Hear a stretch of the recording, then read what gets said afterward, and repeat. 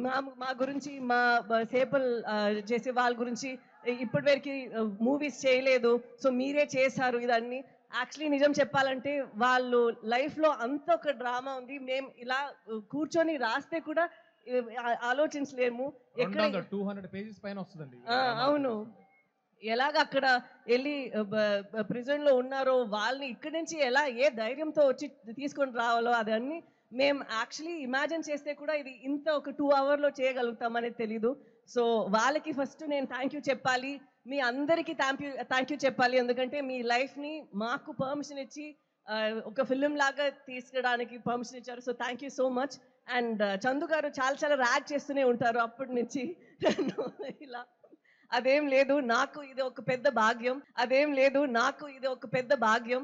real life story అనేది మన యాక్టర్స్‌కి ఇది చేయడానికి అంత మన మన మన మన మన మన